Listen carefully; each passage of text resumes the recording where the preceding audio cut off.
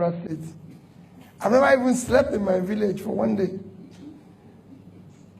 But something happened that made me to decide this is enough. And what was that? Coincidentally, in 1999, Professor B.C. Nwosu ran to be governor of Anambra State. In the primary, he lost. Professor B.C. Nwosu. I wasn't part of the election. I wasn't the party. I wasn't the party member. In 2001, they found out that the governor then wasn't doing what he expected, and a group of people approached him and say, you plan to contest in 2003. Professor B.C. Nwosu turned to the group and said, I'm going to be 60 in 2003. Nobody, no 60-year-old can govern Anambra State. It's a very difficult state. You need a young man between 40 and 45 who is successful on his own, who can be able to battle all the problems.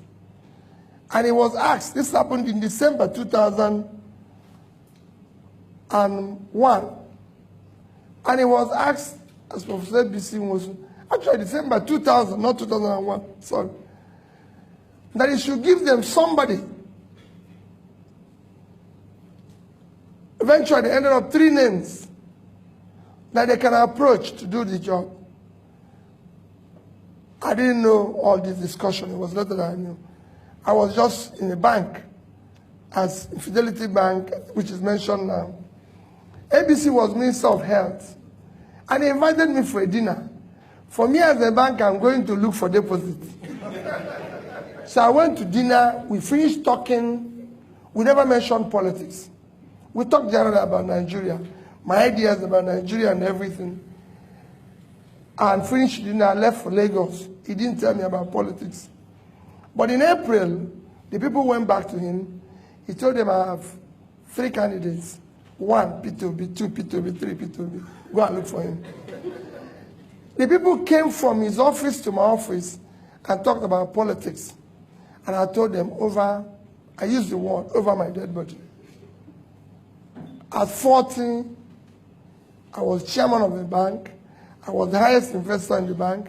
I had interest in 3 banks where I was seated on the board. I'm enjoying myself. I don't have anything. I fly every week. I go to London and come back first class. So what is this man talking? Go and get involved with this madness. That year, I had always done courses in various schools. Every year, I spent at least a week. Usually it's 2 weeks, 3 weeks in school. That's taking me to Harvard, to Columbia, Oxford, Cambridge. I've been to all of them. That year I was going to Kellogg Graduate School to do a program that was for 6 weeks. So in June that year, I went to Kellogg.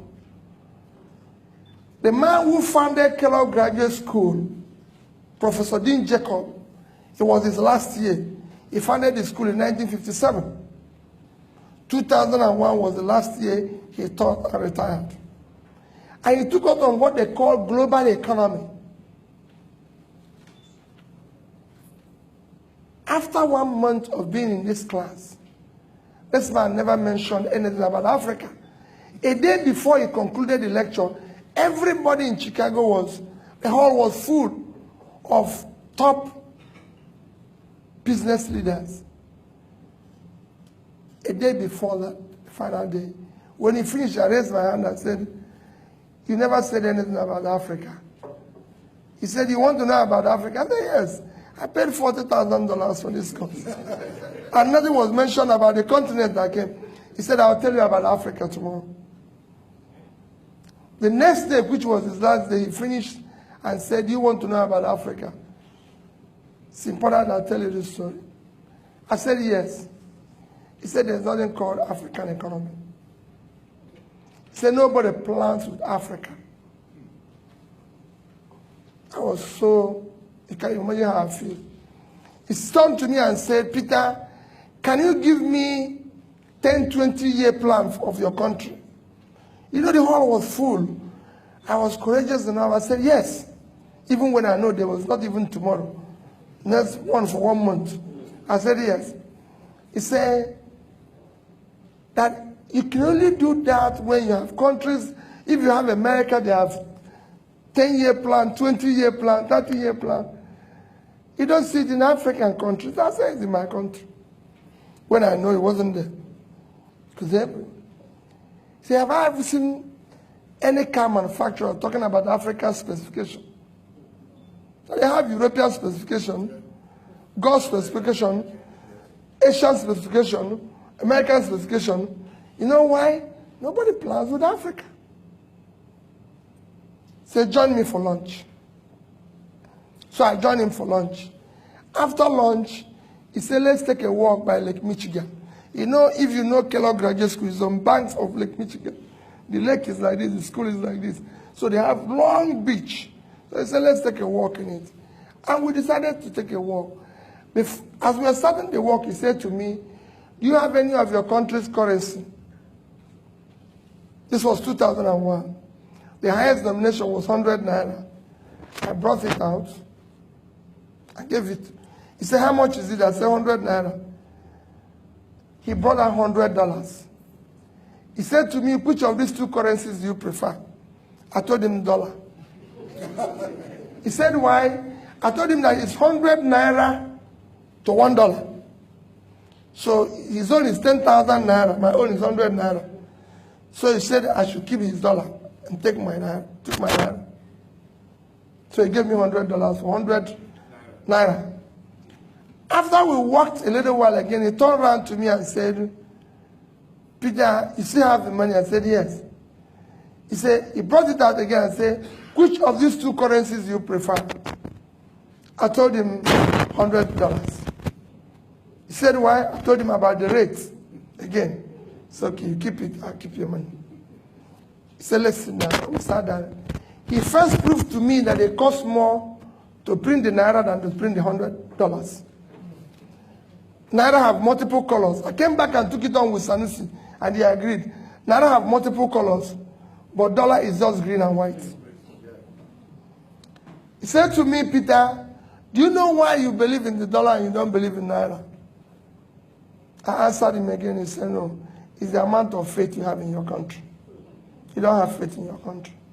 It's not about it. You don't have faith in your country. Economy is driven by faith. Nothing else. Anybody who says, I've been teaching this for several years now, is faith. It's hope. That is what those plans I'm talking to is all about. 10 years, 20 years. It's hope. Nobody's sure what is going to happen in 10 years. But countries do give their people hope. But there's a sense of hopelessness in your place. That's why you prefer this currency. I've served on various boards and various committees and everything. And he went on to tell me about his life. And he convinced me that Japanese people keep their money in yen, not the rates.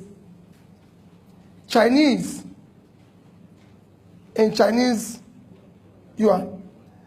Malaysians in Malaysian ringgit. Singapore in Singaporean dollars. He went on, then there was no euro. He told me Italians, which their rate was worse, keep it Italian real. Germans in marks, everybody in this. But the Africans don't keep it because they don't have faith in their continent. So they give it to the dollar and make the dollar stronger. Because they prefer to put their money here and build in America. Now he is a lecturer. He drives S-Class. The wife is the lecturer, he drives the Lexus. The daughter is the lecturer, drives the Lexus. The lecturers in your place don't drive such cars, don't live such life. And they said to me, can I ask you for a favor? Just to tell you a story. I said, yes. He said, go back to your country and participate in building public wealth. Public wealth enriches everybody. Individual wealth impoverishes everybody. All of you want to make private money. It does not enrich anybody.